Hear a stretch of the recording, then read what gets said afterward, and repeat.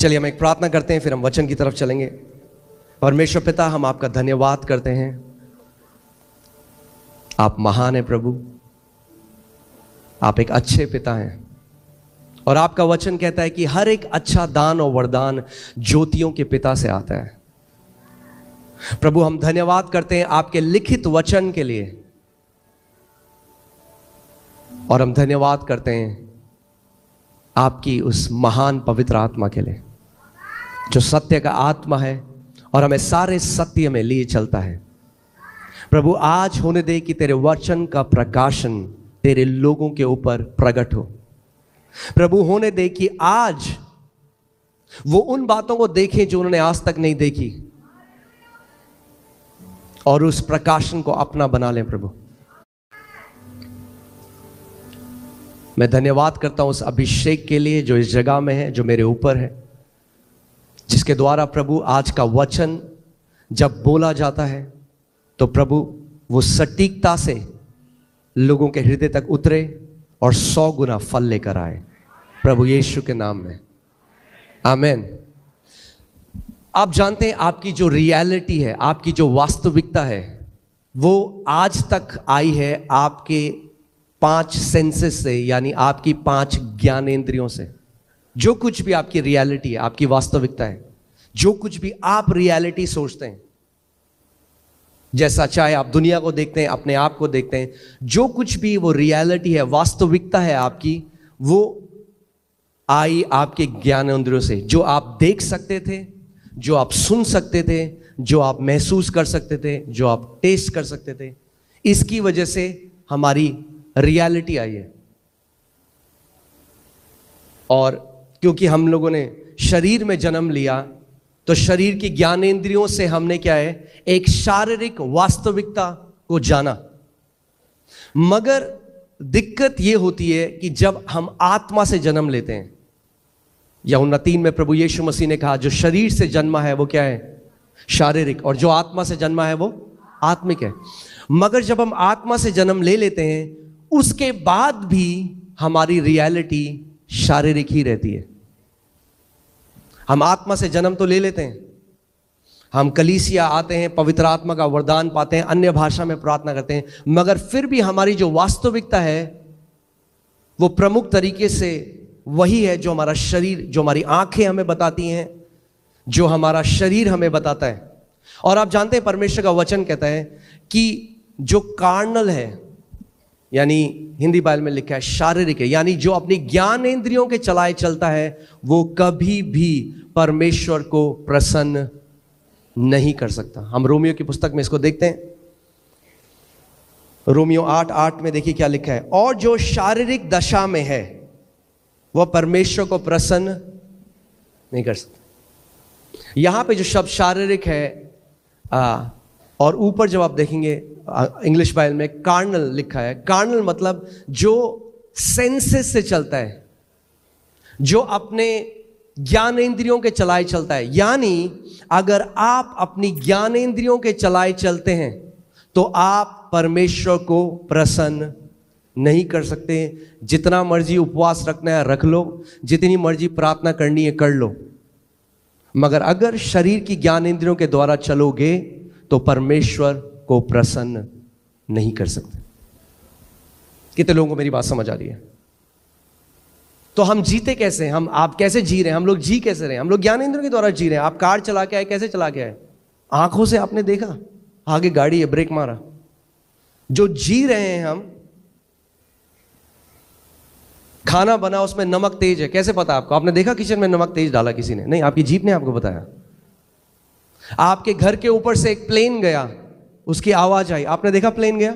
नहीं, आवाज ने आपको बता दिया एक प्लेन गया। जो हमारी रियलिटी है वो हमारी 5 ज्ञानेंद्रियों से आ रही है। तो इस पृथ्वी में जीने के लिए हमें ज्ञानेंद्रिय की जरूरत है, मगर आप आत्मा भी हैं। उस आत्मिक जगह में आप ज्ञानेंद्रियों के द्वारा नहीं चल सकते। अगर आप ज्ञानेंद्रियों के द्वारा परमेश्वर के राज्य को समझने की कोशिश करोगे, आप कभी नहीं समझ सकते। उसके लिए परमेश्वर ने आपको एक छठी ज्ञान इंद्रियां दी हैं जिसको सिक्स्थ सेंस बोलते हैं, और वो है विश्वास। Faith is the sixth sense. विश्वास वो छठवीं इंद्री है जिसके द्वारा आप अनदेखी चीजों को देख सकते हैं, अनसुनी चीजों को सुन सकते हैं, जो यहां पर है ही नहीं उनको छू सकते हैं।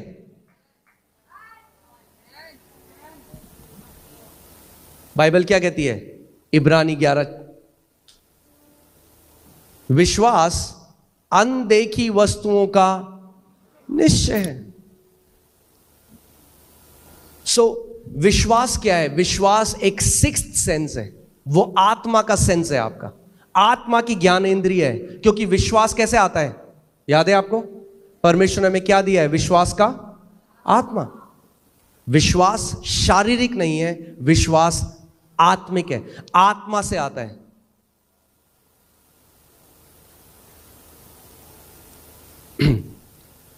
कितने लोग यहां पर विश्वास करते हैं कि प्रभु यीशु मसीह क्रूस पे गया और तीसरे दिन मुर्दों में से जिंदा हो गया? ओके, कितने लोगों ने देखा उसको जाते हुए क्रूस में? नहीं देखा आपने? कितने लोग यहां मानते हैं कि उनका नाम जीवन की पुस्तक में लिखा गया? अपना हाथ को दिखाइए। क्या पढ़ा है आपने अपना नाम जीवन की पुस्तक में? आप समझ रहे हैं मैं क्या कह रहा हूं? हमारा उद्धार भी विश्वास, जो ज्ञान जो आपने नहीं देखा उस पर विश्वास करके हुआ।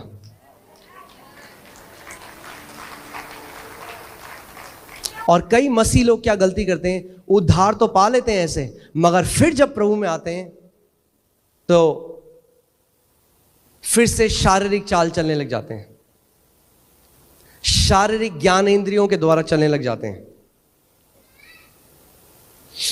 देखिए यूहन्ना 20:24 से 25 हम पढ़ते हैं।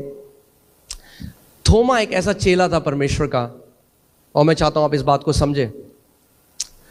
इसमें लिखा है, परंतु 12 में से एक अर्थात थोमा, जो दिदुमुस कहलाता है, जब यीशु आया तो उसके साथ न था।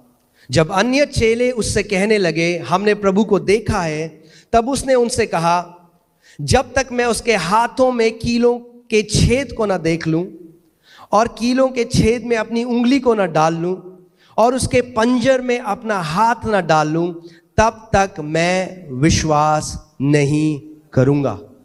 यह है पिक्चर अनबिलीफ की। अब मैं आज आपको डेफिनेशन देता हूं अनबिलीफ की, आप समझे। अनबिलीफ कुछ भी नहीं है। अनबिलीफ वो है जब आप उससे अपने पांचों इंद्रियों से देखना चाहते हैं। पहले थोमा ने कहा, मैं नहीं मानूंगा ऐसे, पहले जब तक मैं देखूंगा नहीं। सुना है आपने लोगों को ऐसे कहते हुए? जब तक देखूंगा नहीं तब तक मानूंगा नहीं, दिखा दो तो मान जाऊंगा। प्रभु कहता है ऐसा विश्वास काम नहीं करता। वो कहता है मान जा तो दिखा दूंगा।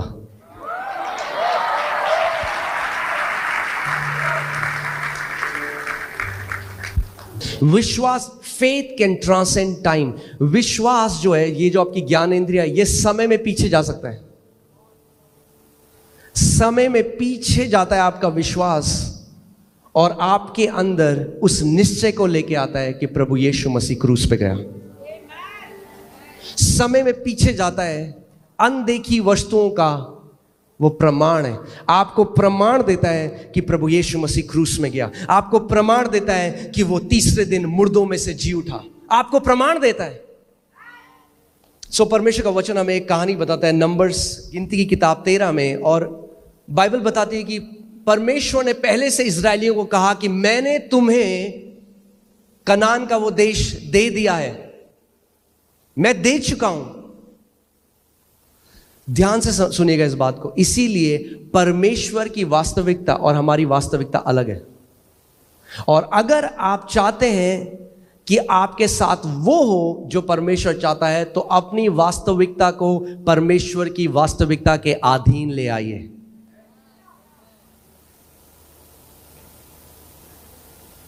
परमेश्वर का वचन कहता है कि उन्होंने बोला कि परमेश्वर ने उनको वो दे दिया, कनान का देश उनको दे दिया। और फिर मूसा ने जो है 12 जासूस वहां पे भेजे, 12 स्पाइस भेजे, 12 जासूस भेजे, जो एक रिपोर्ट लेकर आए, है ना। डॉक्टर की रिपोर्ट मिलती है, बच्चों को स्कूल की रिपोर्ट मिलती है। ये जो 12 जासूस थे, ये उस कनान के देश में गए कि एक रिपोर्ट लेकर आए और इजराइल के लोगों को और मूसा को रिपोर्ट दें। और 40 दिन वहां रह के उन्होंने देखा सब कुछ। और बाइबल बताती है 10 जो उसमें जासूस थे, बाइबल कहती है वो ईविल रिपोर्ट लेकर आए, एक विकेड रिपोर्ट लेके आए। और परमेश्वर उनसे नाखुश हुआ। अब जो रिपोर्ट वो लेकर आए उसमें कोई गाली गलौच नहीं था, उसमें कोई गंदी बात नहीं थी। फिर परमेश्वर उसको ईविल रिपोर्ट क्यों कह रहा है, या हिंदी में क्या बोलेंगे इसको, दुष्ट, एक दुष्ट रिपोर्ट लेके आए। तो नकारात्मक नहीं, वो दुष्ट है। परमेश्वर की नजर में वो दुष्ट रिपोर्ट थी, वो ईविल रिपोर्ट थी। जबकि उन्होंने कुछ भी ऐसा गलत नहीं बोला, पर उनकी रिपोर्ट किस पे थी, अपनी ज्ञानेंद्रियों में। उन्होंने कहा ये जो दानव है वहां पर इतने लंबे और चौड़े हैं, हम तो इनके सामने टिड्डी जैसे हैं। वो भूल गए परमेश्वर ने क्या कहा था। वो अपनी ज्ञानेंद्रियों की तरह चलने लग गए, और जब वापस आए तो एक ईविल रिपोर्ट दी। और बाइबल कहती है परमेश्वर बहुत अप्रसन्न हुआ उनसे। वो गए और जब उन्होंने ईविल रिपोर्ट दी, पूरे इजराइलियों ने उनकी रिपोर्ट पे विश्वास किया। अब ध्यान से सुनिएगा, हर एक व्यक्ति जो शारीरिक है नेगेटिव रिपोर्ट जल्दी मानता है पॉजिटिव रिपोर्ट के। एक कहावत है इंग्लिश में, उसमें लिखा है जब सत्य जो है कपड़े ही बदल रहा हो जाने के लिए, जो झूठी खबर है वो पूरी दुनिया घूम के आ जाती है।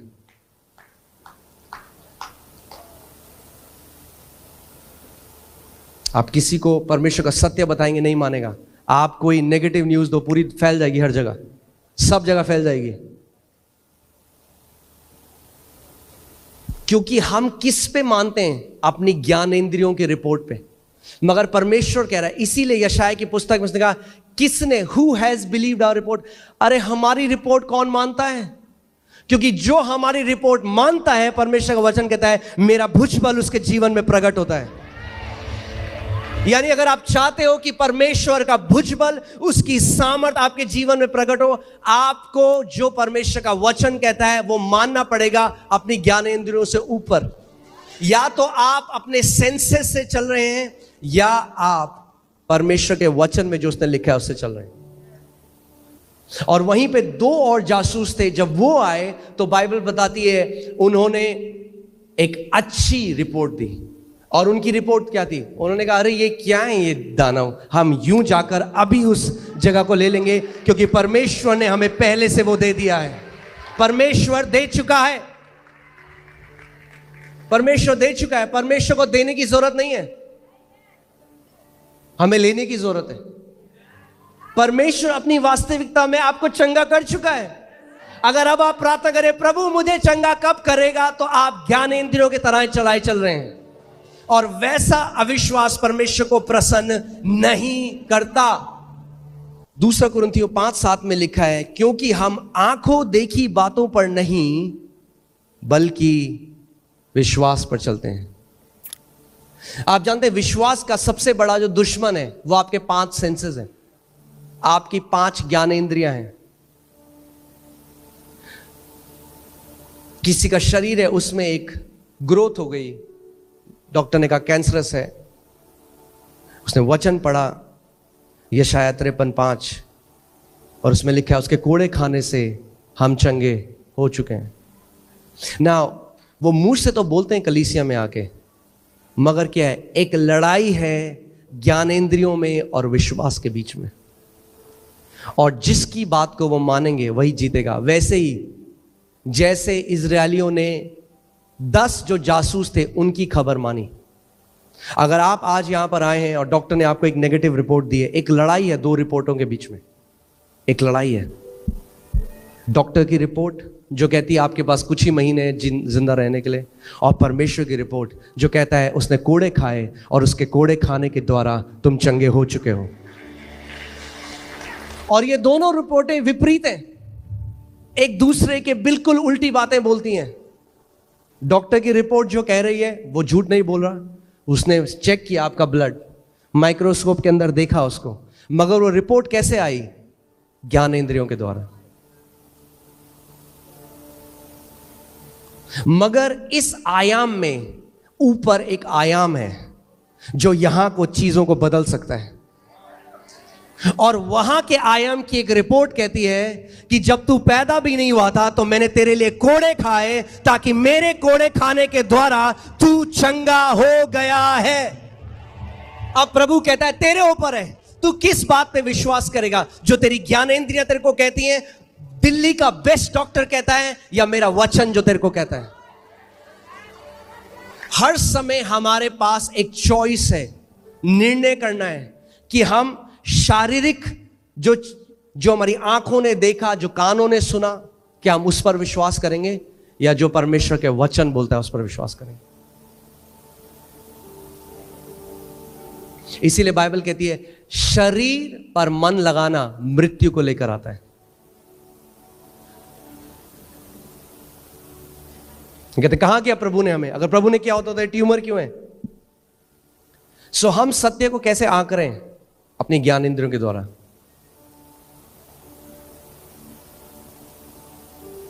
हम कह रहे हैं जब वो ट्यूमर चला जाएगा तब मैं मानूंगा मैं चंगा हो गया। प्रभु कह रहा है तू मान, तू चंगा हो गया, वो ट्यूमर चला जाएगा। परमेश्वर इस वचन के द्वारा आप सभी को आशीष दे, और परमेश्वर की महिमा और करुणा आपके हम सबके जीवनों में अब से लेकर सदा तक बनी रहे। हालेलुया, आमीन। परमेश्वर का यह वचन आपके जीवन में एक बड़ी आशीष को लेकर आए। अगर आपको ये पसंद आया हो तो दूसरों तक भी इसे शेयर जरूर करें। जय मसीह की।